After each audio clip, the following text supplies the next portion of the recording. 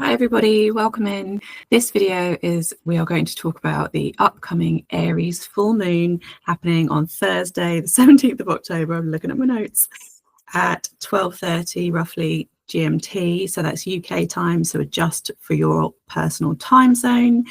And we're going to look at some horoscopes today, which I'm really excited about. We haven't been able to do any of these for a while. I've got tufty hair today, but you're not here for my hair. You are here for the horoscopes. So just a few little notes before we get started on the Aries full moon.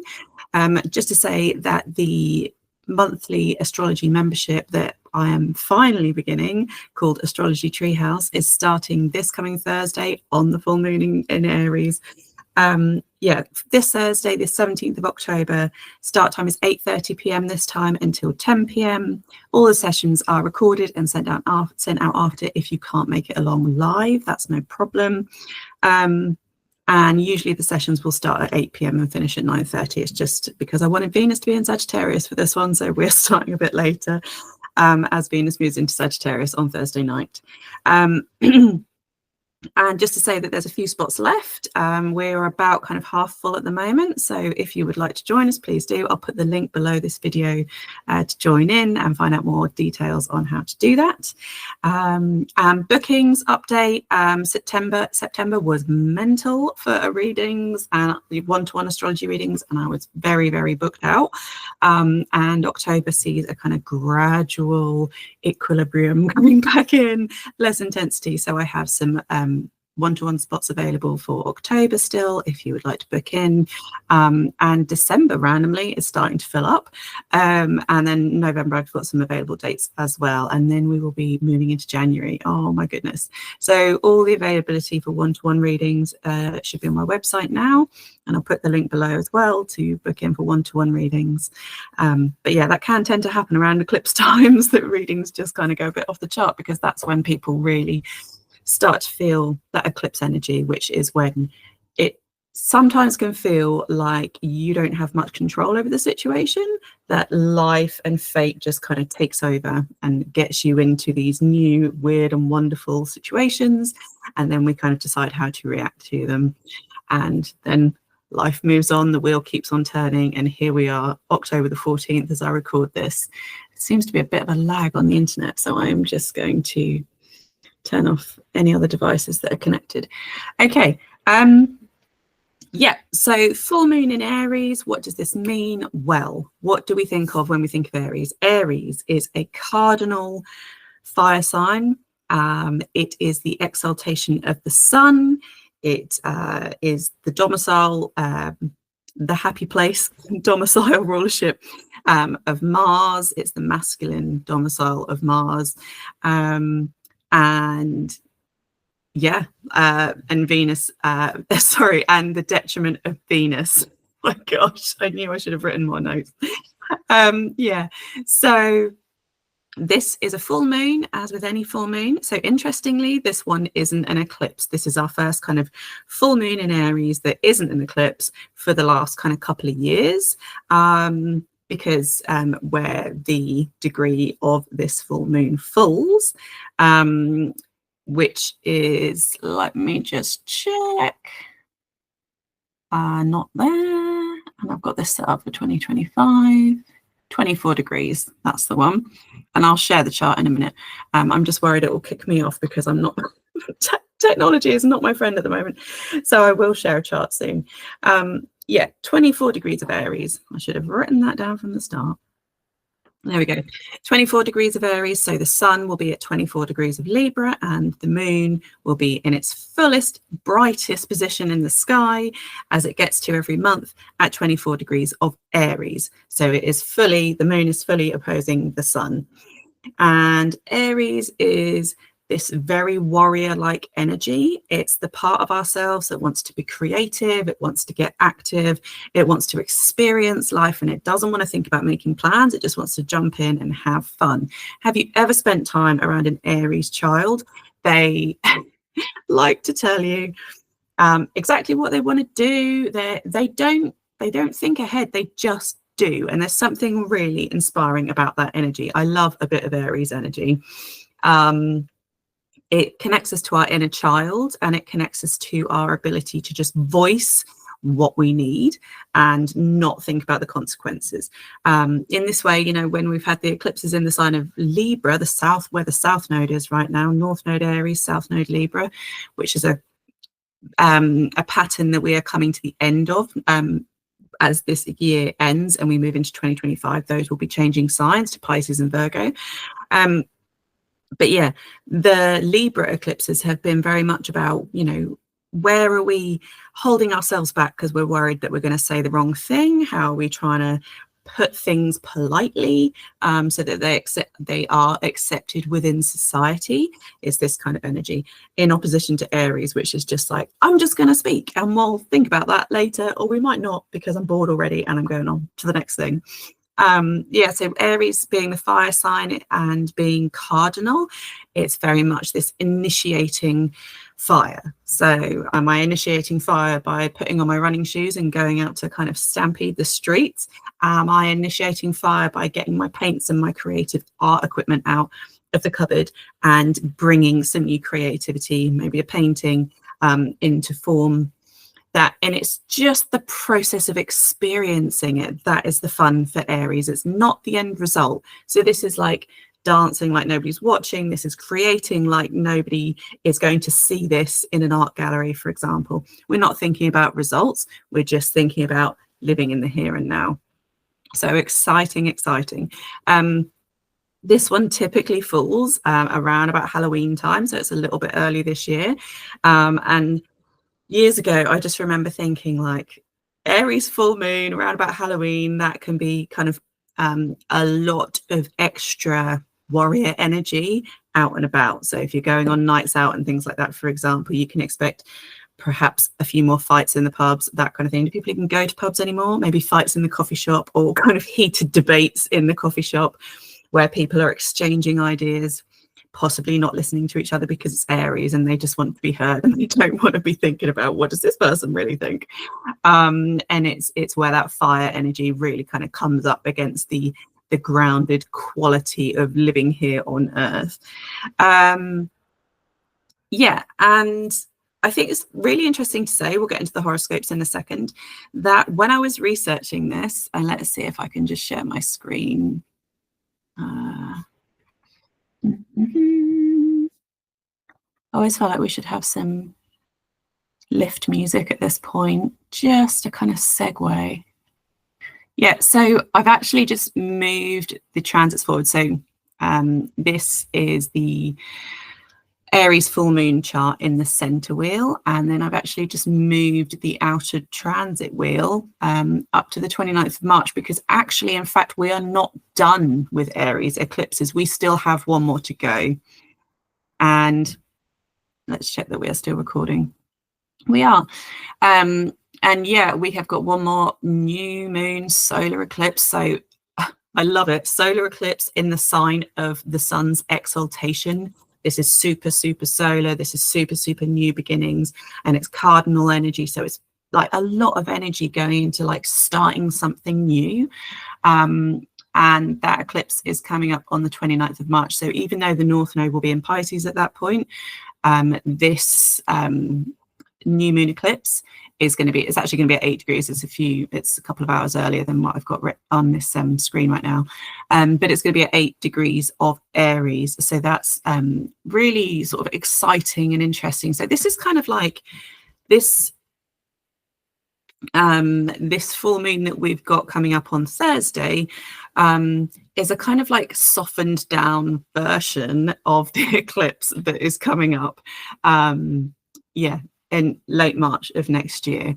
And so actually any results that we kind of see at this full moon, any secrets that come out, because sometimes a full moon could shine a light on secrets and information that we're not aware of, especially as at this full moon in Aries, sorry, in a chart here, at this full moon in Aries, we've got Mercury in Mars's feminine sign of Scorpio, and we've got Venus in Mars's feminine sign of Scorpio as well.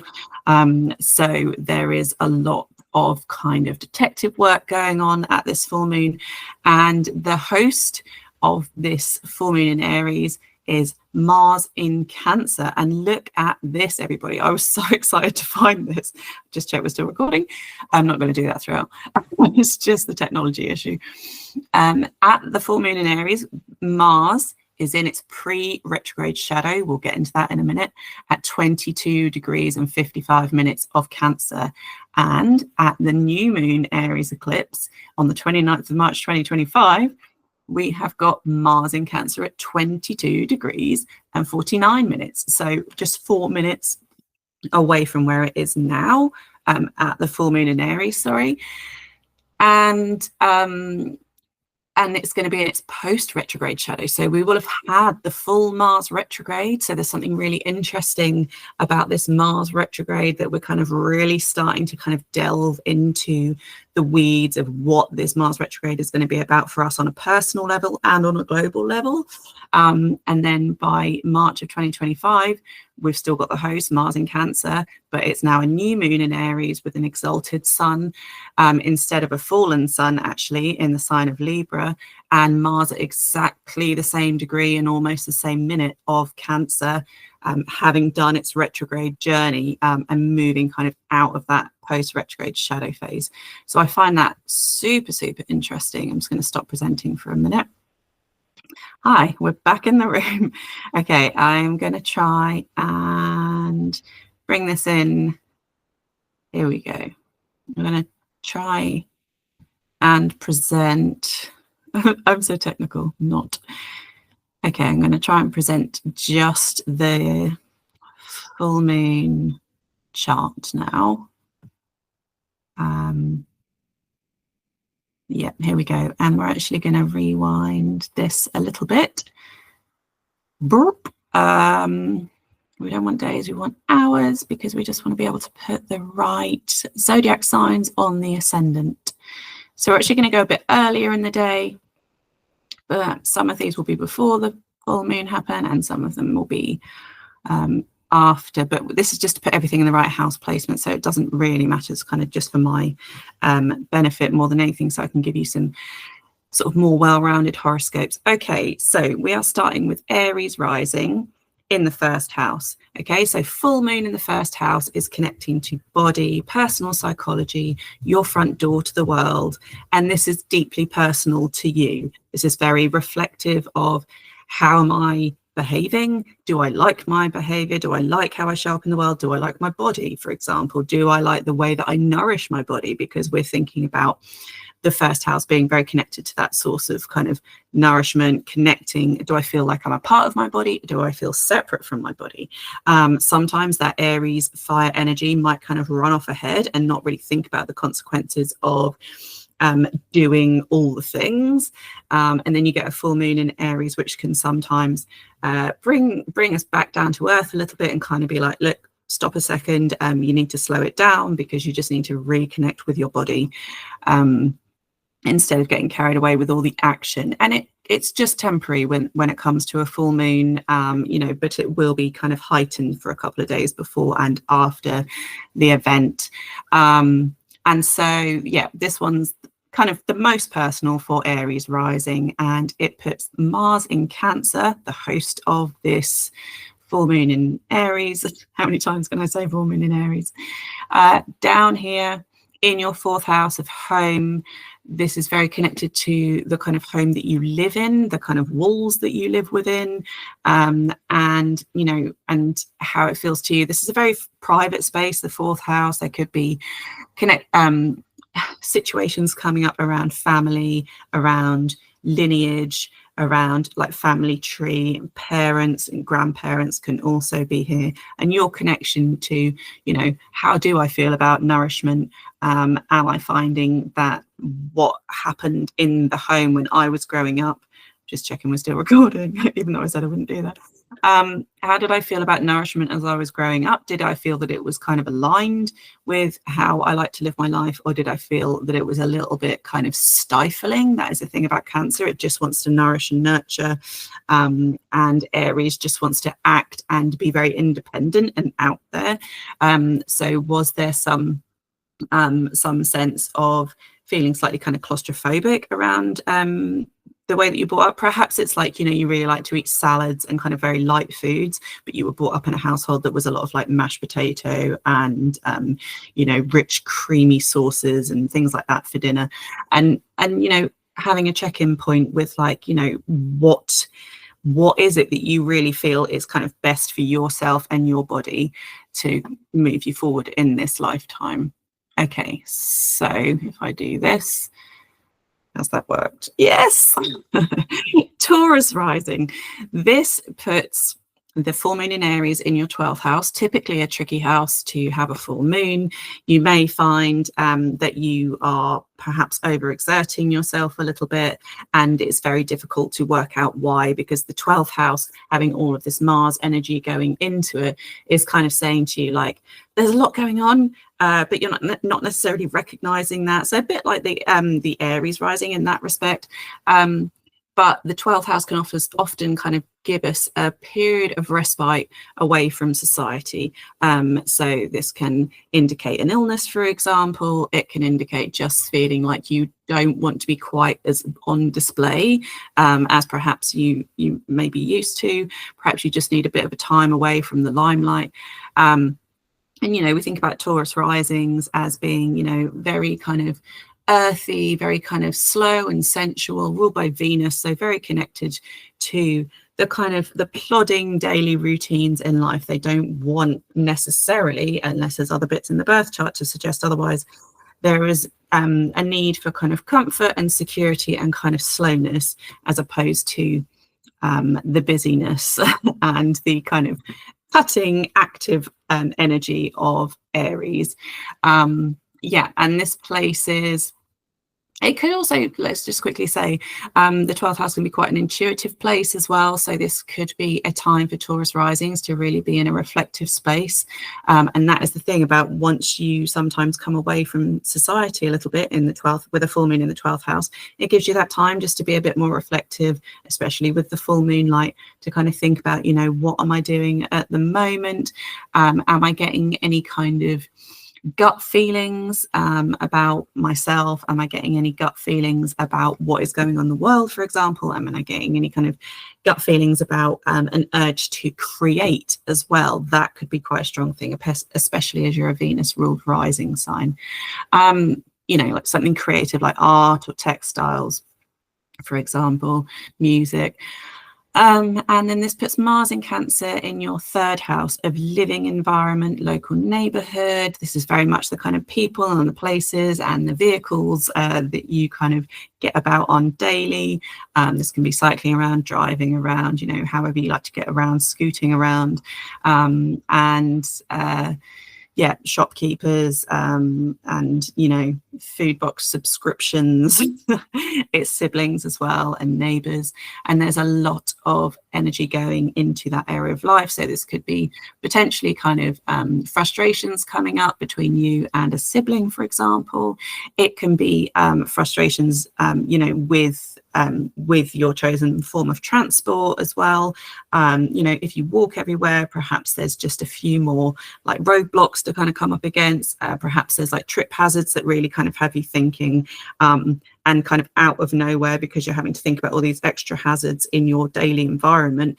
That is putting quite a lot of pressure on your ability to kind of keep that, you know, Taurus rising, cool, calm, slow, you know, exterior persona. And perhaps you're feeling a little bit more grumpy about those things, and, you know, interactions with siblings could be a place where this grumpiness comes out. Other way. Okay, Gemini rising. This puts the full moon in Aries in your 11th house of community, personal cheerleaders.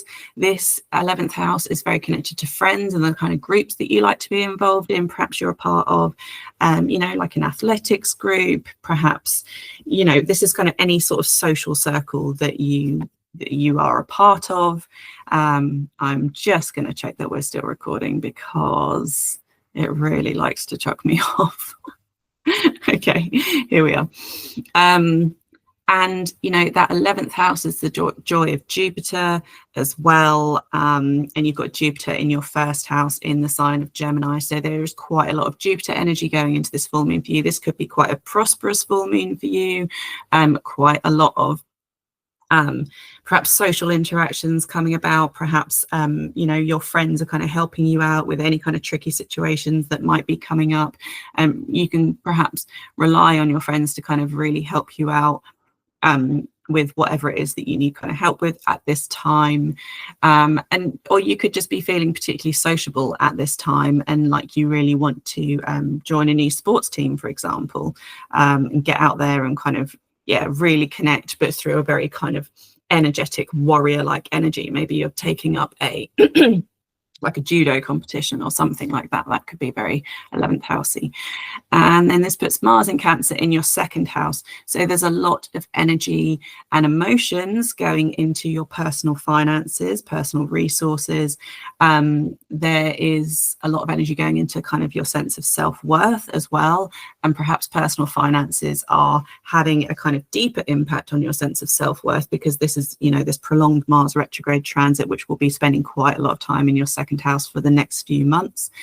And there is perhaps an opportunity here to really get to grips with how you work with your finances. And it's fairly boring for a Gemini rising to kind of think about, you know, something quite so solid as material resources, because that Gemini rising just wants to be kind of interested in everything and not have to kind of like really sit and think about doing the tax return, for example.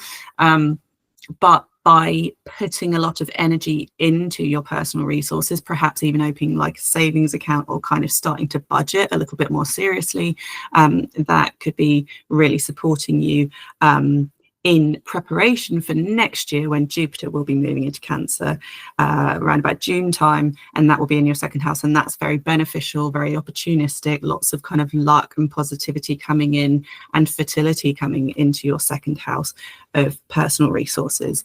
So yeah, friends and personal resources for Gemini rising.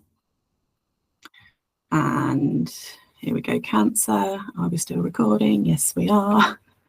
Oh, I really, one day I'm going to get myself a PA, and someone else is just going to deal with all of these issues for me so that I don't have to think about the technology. We can dream.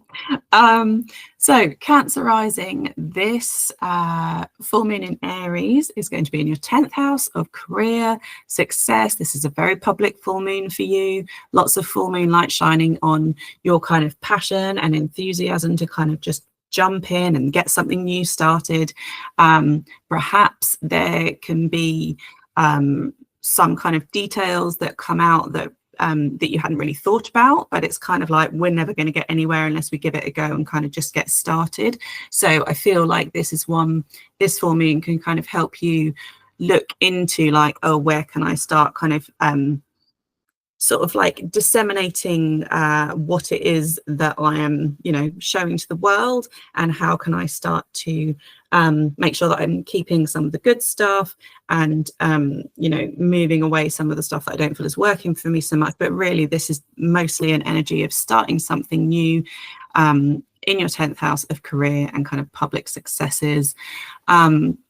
With that Mars retrograde in Cancer, so not retrograde yet, but in the pre-retrograde shadow in Cancer in your first house, which is really connecting this kind of public work experience, success, like very much being shined a light on, for something that you want to be recognized for. Fingers crossed, hopefully it's something you want to be recognized for, and not something you don't want to be recognized for. And it's making that quite personal in your first house. So perhaps you're really getting to grips with how you kind of handle your own relationship with Mars. And so perhaps you are trying to get, it's really hard not to laugh with this because this is me, this is me, Cancer rising. Anybody else relate? I would love to hear it. If you do, like, please write in the comments. But yeah, this is getting to grips with your own relationship with anger and frustration and grumpiness and hangriness, you know, possibly feeling more hungry than usual, possibly wanting to like spend more time cooking than usual. And perhaps spending more time in the kitchen cooking actually helps to disseminate some of that extra Mars energy, which would otherwise be, you know, going towards homely things, family things, your relationship with kind of mothering or being mothered yourself. So this, you know, it could bring up arguments within the family, but more so this is a difficult one to be thinking about. I think give yourself some grace, that it is quite a challenging transit, and it is a prolonged transit as well, that perhaps some of this Mars energy is really kind of channeling into yourself. I feel like if you are kind of exploding at anybody in your family, if you're kind of having strong words, or there's a lot of strong energy going on between your exchanges, just know that, you know, this isn't going to last to get forever. It will pass. I think that's always important to say. Kind of similar for Aries rising as well. Just kind of try and take a step back. But that is very tricky with Mars. Mars just wants to react, and it just wants to kind of go for it. You know, in Cancer rising, you're ruled by the moon. So the full moons and the new moons are always going to have kind of slightly more to say in your own personal experience. There could be quite a lot of energy going into the living environment right now, and kind of perhaps wanting to make some changes with the living environment. Perhaps there's a kind of urge to move house, or kind of, yeah, do some stuff around the home. Just thinking about that last Libra eclipse there in the 4th house of home, and soon the next bunch of eclipses will moving into the 3rd house of living environment as well. So there could be just some kind of early information coming in around, like, does this home work for me? A bit like when we think about the Cancer and the crab shell, like, does this crab shell work for me, or do I want to change it? You know, and Aries full moon up in the 10th house is kind of like, yeah, maybe I do want to change it, you know, and like not even thinking like too much into it, just like, yep, now's the time, I want to go. Okay, and then Leo rising, this full moon is going to be in your 9th house. We are thinking about higher education, we're thinking about long distance travel, we're thinking about astrology. So Leo risings, this could be quite an exciting time to kind of start something new in terms of like a spiritual study, for example, perhaps getting to grips with some sort of education system around yourself that is a kind of long-term view. So not just like an evening class, but something that's going to move you kind of well into the future. There could be 9th house type people coming into your life at this time, or perhaps you've been chatting to someone for a while, and then at the full moon, remember a couple of days before or a couple of days after, also relevant to this, somebody could really kind of show themselves as like, you're the kind of spiritual guidance that I've been looking for. I just didn't see you before in that particular way. And now at the Aries full moon, it's kind of like, I can't not see you in that way now. Yeah, as well as higher education in universities. And this puts Mars in Cancer in your 12th house. Again, one of the kind of trickier houses for Mars in Cancer to be having a retrograde through. So go easy on yourself. Perhaps there are periods of ill health where you're having to take time away from society. Perhaps there's quite a lot of energy going, or subconscious energy going into your relationship with your mother, or into your relationship. You know, if you're a Leo rising and you've recently become a mother, then perhaps there's quite a lot of energy going into your own kind of sleep hygiene at the moment, and trying to battle with, like, you know, how are we going to get through this next little phase, whilst, you know, newborn babies wake up a lot at night, and yeah, there's a lot of energy here going into that kind of that space of like have faith, surrender, and when we reach that Aries eclipse on the 29th of March, we'll no longer be in the pre-retrograde shadow of Mars in Cancer, but we'll be in the post-retrograde shadow of Mars in Cancer. And there will be some new information, perhaps new coping mechanisms around how best to care for yourself, you know, in this new, this new era of life. Or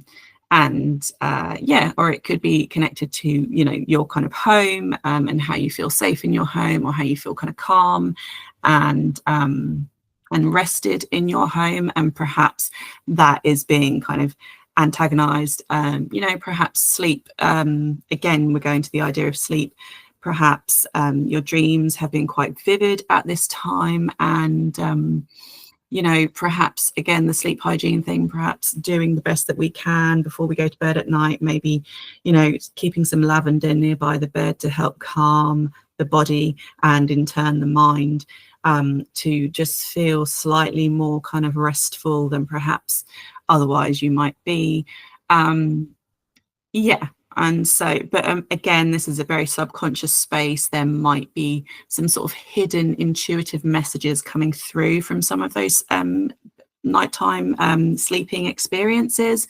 So perhaps the vivid dreams, as much as they might be causing kind of quite a lot of activity in your imagination, perhaps there's some little nuggets of quite magical information coming out of those that can help you keep the faith and, you know, feeling like you can surrender a little bit to this prolonged transit of Mars in your 12th house. I feel like I'm talking so quickly. I'm going to try and slow it down. Okay, Virgo rising. This full moon in Aries is going to be in your 8th house. Again, I feel like I'm saying this all the time at the moment, but again, that is quite a tricky house in some respects.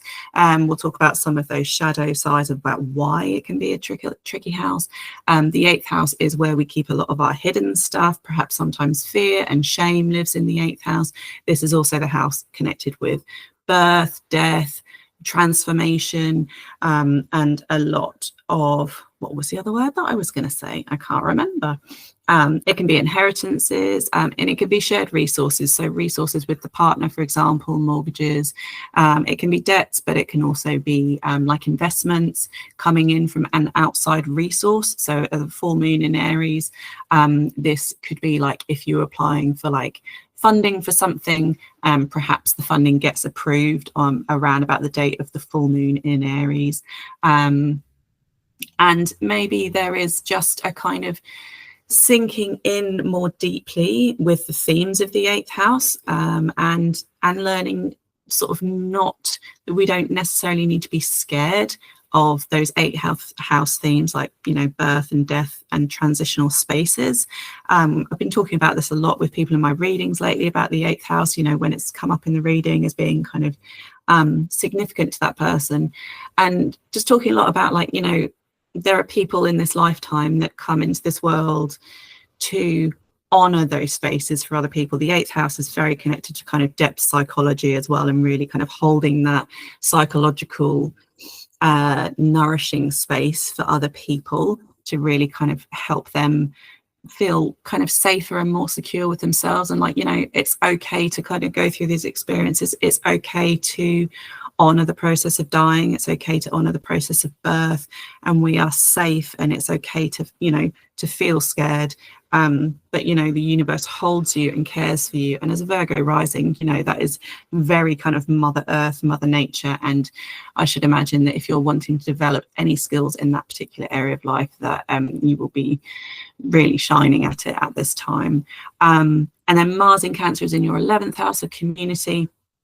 And so we're thinking about, you know, possibly traversing some difficult interactions with friends, for example, anything connected to kind of like women, mothering, and you know, being a mother yourself, and or receiving mothering from another person. It could be bringing up quite a lot of emotions. Perhaps you are leaning on somebody as, you know, giving you some maternal energy. So this could be, you know, your mother herself, or this could be like a close female friend, for example, somebody you feel very connected to. And even though you know the work that you're doing is fantastic for your own personal development, and that it's taking place in this amazing community that you're incredibly happy to be a part of, there still could be this feeling of like, oh, it, you know, it doesn't feel easy doing the difficult work. I think that's what it is, the difficult work of being a woman and living in this world, which is very patriarchal, but we're not going to get into that because, you know, this would just turn into a not horoscopes anymore. But yeah, like perhaps facing some of that energy, and then even feeling kind of energized towards, like, you know, I want to be, holding this space for other people, because again, it leads back into that 8th house full moon, which is what we're talking about. I want to be holding this very nurturing, motherly space in community for other people. But I'm going to have to go into some of my own fears and some of my own reflections and shadow work to really kind of find out more deeply what that's going to be about, what it's going to be like, and if it suits me. Okay. Libra rising, whew, you guys have had it going on for the last couple of years. You've just had an eclipse in your 1st house, oh blimey, yeah, new moon, solar eclipse in your 1st house. So there's a lot of transformation going on within you anyway, be it kind of outward or inward. There's a lot of there's like starting a new chapter, moving into a new energy. And this full moon in Aries is in your 7th house of one-to-one relationships. And, this could be finally committing to the beginning of a new relationship. Perhaps you've been in a friendship for a little while, and then this full moon comes along and shines a light on the fact that actually, no, it's in my 7th house. I do want this to be like a union. I don't just want this to be like mates. I don't want it to be surface level. I want it to be deeper than that, especially with the North Node in your 7th house at the moment as well, which brings those kind of fated soul interactions with others into our experience. I'm getting a ringing in my ears right now, and that always just feels a bit like spirit kind of coming through and having a little like extra nudge on my shoulder. So Libra rising, this feels like a big one for you. It also means that perhaps there's just a lot of energy going into relationship. Perhaps there's a lot of energy going into personal development work as well, working perhaps more closely with like a counselor, for example, or a therapist, or, a women's health practitioner or an astrologer, for example, and doing some of that one-to-one work and exploring deeper into, why we experience life in the way that we do, especially with that, new moon eclipse having happened earlier on in September, wasn't it? No, it was the 2nd of October, happening on the 2nd of October, starting this kind of whole new chapter of the next 9 years and then ultimately 18-year chapter. So yeah, big time for you. Lots of energy going into romance and like unifying with another as well, and learning a lot about yourself through seeing yourself through that other person's eyes as well, and seeing the world potentially in a new way as well, with some new energy. And then Mars in Cancer is up here in your 10th house of kind of success and community. So perhaps there are some challenges around kind of fitting being a mum and kind of holding space within your home for you and your family and work. And isn't that just a classic one of those things? Again, I just said I wasn't going to make this about like patriarchy, but yeah, one of those the mental load that we have to carry can feel quite strong here for Libra risings, because there's a lot of energy going into looking after the family, but also trying to have a career of your own and being kind of very outward and very solar in that expression. And then Mars and Cancer kind of going, no, you've got to look after the kids. You've got to take a day off. You've got to, take the hit with potentially losing like some income, for example. Or it could be a lot of energy going into being recognized at work, particularly as we reach that eclipse in March of next year, when Mars is again going to be at this point in Cancer, but post retrograde shadow phase instead of pre-retrograde shadow phase, when we've kind of learned some lessons around our own energy levels and our own interactions, and trying to work this eternal balance between work and family life and home life as well. And there could just be a lot more energy going into like parenting. It feels like, especially in the Northern Hemisphere, that there's a lot of kind of illness bugs around at this time. So it could just be having to balance a little bit more of that. Perhaps you have to take your children into work with you one day, that could be a thing. And if you don't have children, perhaps it could be that you've got a lot of commitments going on at home, and that, you even need to kind of take some time off to look after affairs at home, which kind of takes you away from that career thing. It could even be oh my gosh, I feel like I'm going cross-eyed here. It's like getting so into it. It could even be that you are working towards a promotion, especially if you're a nighttime chart as well. So the sun is, this would be a nighttime chart, for example, where the sun is below the horizon, which is this line here. Then Mars is typically going to be behaving a little bit more in a, you know, positive expression than it is in daytime chart, where, you know, we get the kind of a bit more of the brunt of Mars's negative expressions. And perhaps there's just quite a lot of energy going into, you know, building, being recognized at work, being seen, for being able to, you know, really kind of look after the team at work as well. You know, perhaps you're the kind of person that goes in each morning and makes everyone a cup of tea and gets a biscuit and kind of listens to Pat chatting on your shoulder about, you know, her stuff going on. And you know, you're being kind of seen for that and recognized for that. Okay. Scorpio rising, this full moon for you is in your 6th house of health, daily routines. This can be our not co-workers, but our employees. If we have any kind of staff of people, they can live here in the 6th house. And it could just be that you are having to check in with your own daily routines. Do they still work for you, or do they need a revamp now? You know, do they feel like they are supporting you and in giving you energy in that very kind of Aries way, where we want to have energy and kind of, you know, enjoy using it? Or are your daily routines actually taking some of that energy away from you? And, you know, for Scorpio risings with Mars as your chart ruler or your 1st house ruler, this is your other Mars ruled house. So this is always going to be a kind of loud house for you in this lifetime anyway, as a Scorpio rising. So thinking back to April of 2023, does it feel like your daily routine still fits with where you were at that point? Or does it feel like there's been quite a lot that's gone on in the last couple of years that now means that your daily routine might begin to change?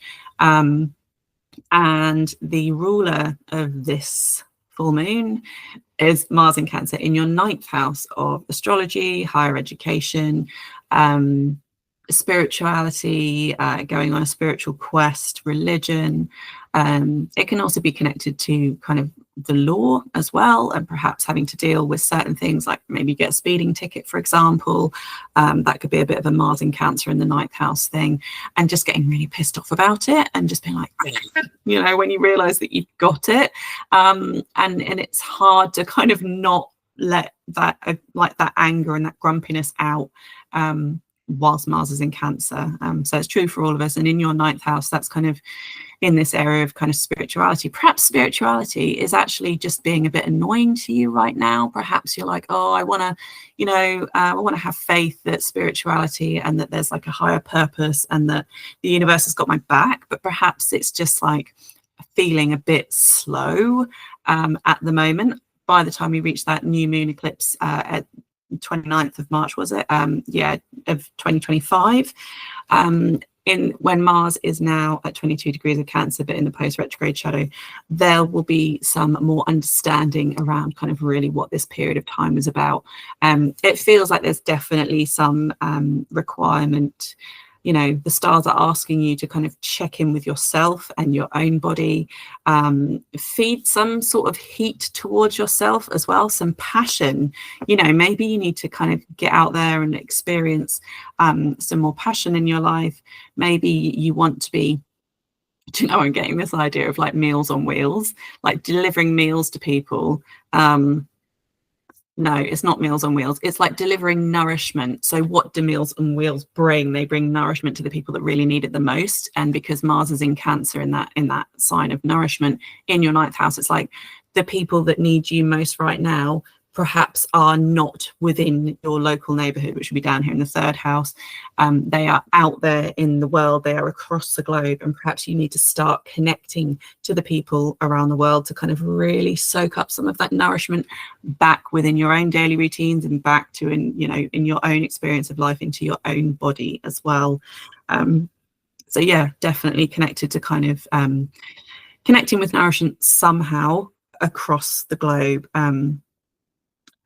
Yeah, I'm just thinking about, like, you know, even if you can't physically travel, I mean, who can really kind of just be like, yeah, I'm just going to like pop off to India and go and get some nourishment or eat some nice food or whatever. But But perhaps in an online way, there's an opportunity to really connect to those people that need to receive nourishment, or perhaps you want to receive nourishment and you take on a new course, for example. You want to like do some more training and learn some more about about food. Cooking, for example, could also be there. Perhaps you just want to learn how to kind of cook different dishes from different cultures, and that would be kind of like a really exciting way, as my Cancer rising says, an exciting way to experience Mars in Cancer.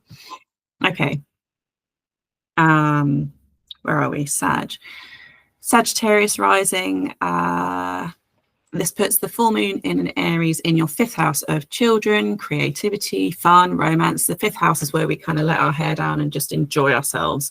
But for a Sag rising, that means that the way that we like to have fun and enjoy ourselves is by expelling some heat, expelling some energy, expelling some sort of creativity, and just being like, yeah, let's just jump in the car and go and try this thing, or let's go and do a fire walk. Let's go and walk over hot coals. Not that I recommend that, not that I've ever tried it, but I know that thing exists, and a real kind of fascination with, oh, what is this element of fire that is before me? How do I feel about fire? For a Sagittarius rising, fire is going to be quite an exciting element for you to be delving into, with a full moonlight around it. Perhaps there is quite a lot going on with the children that exist in your life. Perhaps they become more of a focus at this time. And then you have got, it could also just be like, oh, I feel like I'm not having much fun and I would like to start having more fun. And that is a nice, the full moon in Aries is a nice time to be like, oh, this is what feels like fun. I want to go to like a bonfire night. I want to go and see some fireworks. I want to build a fire in my garden. And I just want to, just chant at these flames in front of me and see what I can see within the flames. And then the host, Mars in Cancer, is here in your 8th house of that kind of place of births, deaths, resurrection, transformation. It can be sex as well, and the occult, and the connection to that kind of deeper level, like sub-solar psychology. Is that even a thing? I'm imagining like a therapy session going on beneath the ocean, just sitting on the ocean floor with like pufferfish or whatever. Do they live down there? I don't know. I should really do some factual research.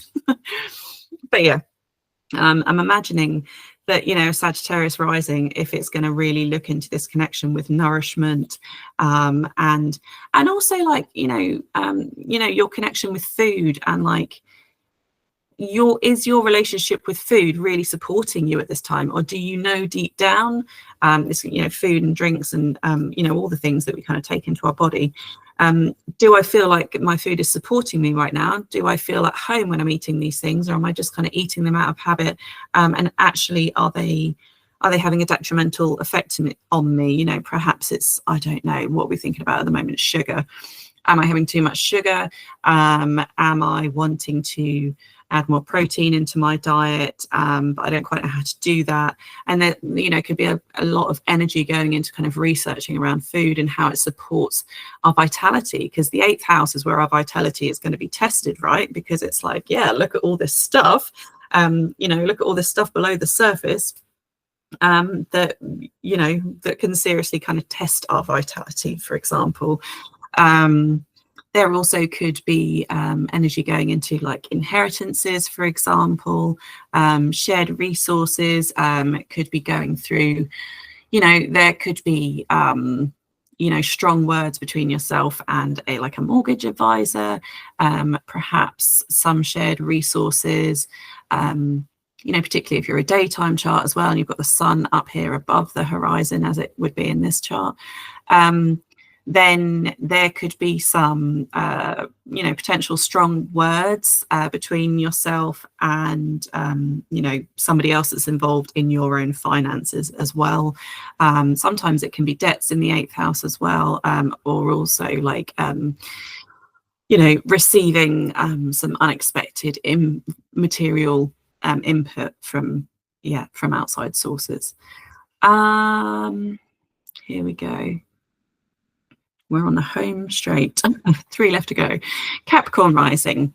This full moon in Aries, so Capricorn rising here, this full moon in Aries is in your 4th house of home, and this could be shining a strong light on, you know, whether or not you're feeling energized in your home or whether or not you're feeling kind of depleted in your home. Perhaps you start a new exercise regime which actually takes place in your home, you know, in your living room, in your bedroom, and you're doing kind of you know, really high energy YouTube workouts in your house. There could be a lot of energy going into your relationship with your family at this time as well. Where's Mars in Cancer? Mars in Cancer is in your 7th house of partnership, so possibly partner's family as well. And there could be a real urge to try and balance some heated conversations or heated energy kind of going towards wanting to have a conversation about something with family, but kind of wanting to keep it you know, not as guttural, for example, as Mars might want to make it, because perhaps we might regret kind of going all out and, you know, all guns are blazing. Or perhaps you just have a family, you've grown up in a family that is very expressive and quite explosive at times, and it's the norm for you, and, you know, you're kind of building up to another one of those explosive exchanges that goes on between yourself and family. That could be a thing. And the ruler being Mars in Cancer in the 7th house, you know, your partner could be getting, you know, the fallout from perhaps arguments in the family. There could be a lot of energy going into solidifying a union, for example. This could be almost like if you're planning a wedding and you're a Capricorn rising, and you've still got Pluto in Capricorn at this point as well. So you're kind of still finishing up this very kind of old 16-year-old chapter in your own life.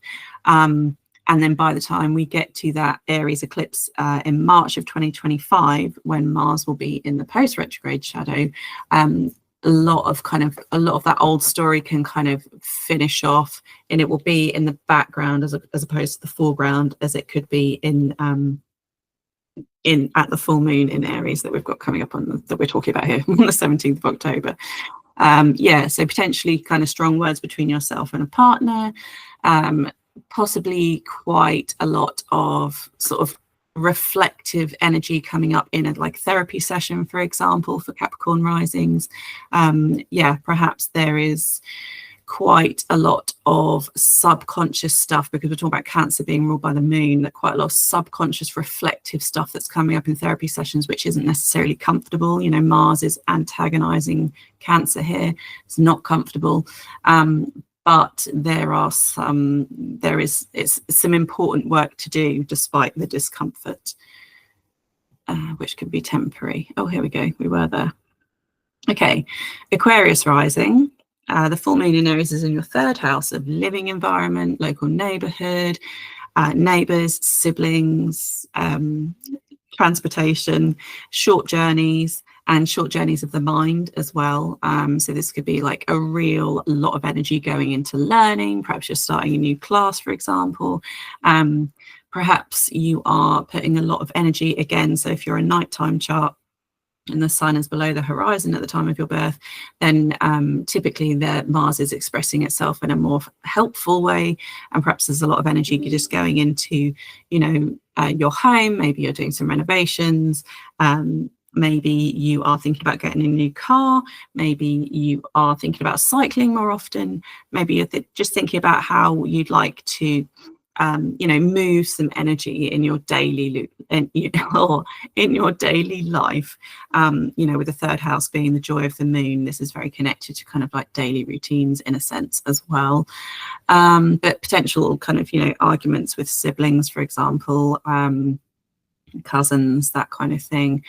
And then the ruler of this full moon in Aries is Mars in Cancer in your 6th house of daily routines, health, and, you know, employees, for example, and the kind of the humdrum, the stuff we have to do on a daily basis, which perhaps kind of goes unnoticed. So maybe kind of mothering, being a mother yourself, or receiving mothering from somebody else, could just feel like it's a bit of a slog at the moment, but with new insights to come at that new moon eclipse coming up late March of next year. And, you know, perhaps there's quite a lot of energy just going into kind of just bringing about some sort of sense of equilibrium. Perhaps you're really into batch cooking at the moment, and you are going to fill the freezer up for the next, if you've got a freezer this big, who has, I don't know, you're going to fill the freezer up for the next 3 months because you want to get really, really serious about making sure you're receiving all of the best possible nutrition you could possibly be receiving. And then in turn, because you kind of prepped in that way, you can avoid kind of going for the less nutritious options when it comes to meal times, for example. Okay, Pisces rising. This full moon in Aries is in your second house of personal resources, self-worth. This is kind of a work house. You know, how do I bring in my own income? And there could be quite a lot of energy just going into that area of life right now. And perhaps work is particularly busy. Perhaps you are receiving a what do we call it? Perhaps you're receiving a oh my gosh, I can't think of the word. Promotion, for example. But there's something in the promotion that means it's not going to start straight away. And then more information can kind of come out about what the kind of new role would entail between now and March, when we've got that next eclipse in Aries, that final eclipse in Aries for the next kind of 9 years. And by that point, we will be reaching the kind of promotion point, but perhaps there are just suggestions at this full moon about how that promotion might come about. Perhaps there might be arguments with people in the workplace, or you know, perhaps you're kind of frustrated at your own financial situation. Perhaps you want to start to you know, make more money. And, you know, Pisces rising is very much kind of that go with the flow energy, but perhaps there's a real energy of like, no, I really, really want to put a lot of energy now into building up my personal resources. And then with Mars in Cancer ruling that full moon in Aries in your fifth house, there's a connection here to children, fun, creativity, joy, and romance. And perhaps there are some frustrations coming up around those themes in your life, which are kind of inhibiting some of that personal resource building ability. And, you know, perhaps there's a lot of energy just going into getting to grips with like, okay, you know, maybe your child has I would say eating disorder, which wouldn't be like totally out of the realms of possibility here. Or perhaps, you know, they've got like dietary allergies, for example, and you're just having to put a lot more energy into nurturing your children at this time, or nurturing something that you're bringing about into this world. So some creative project that you want to birth into this world. Perhaps there's a lot of behind the scenes kind of subconscious, very lunar, very Cancerian energy of nourishment and kind of protection. A lot of energy going into kind of like, you know, how am I going to birth this into the world, for example. And that has some sort of impact on your sense of self-worth, you know, perhaps by really refining you know, dietary needs for your children. Perhaps once we kind of reach that eclipse coming up in March of next year, you've really got a much better handle on kind of how to approach their dietary needs, as opposed to feeling quite stressed about their dietary needs, which is what could be taking place at the moment. And then you're finding solutions as to how to invigorate and build up and bolster your own personal resources, and perhaps work can feel like more of an opportunity once we reach that eclipse coming up in March of next year. So I'm going to stop presenting now and really hope that the recording has continued. I think it has. Yeah, so that is all 12 zodiac signs for this full moon in Aries. I hope you've enjoyed the show today. And if you would like to sign up for Astrology Treehouse membership, astrology membership, where we're meeting up for monthly meetings, we're having extra astrology videos going out. We've got a dynamic and interactive you know, community messaging service, for example, all of these extra things. Go and check it out on the website. I'll put the link below. Then yeah, you've got until like basically Thursday morning, Thursday the 17th of October, to kind of sign up, and then we will be closing for the next 6 months, and we'll be taking new people in again as of April of next year. So this is your time, this is your opportunity if you want to be a part of the membership Astrology Treehouse. And I'll say goodbye for now, and I'll see you all soon. Bye.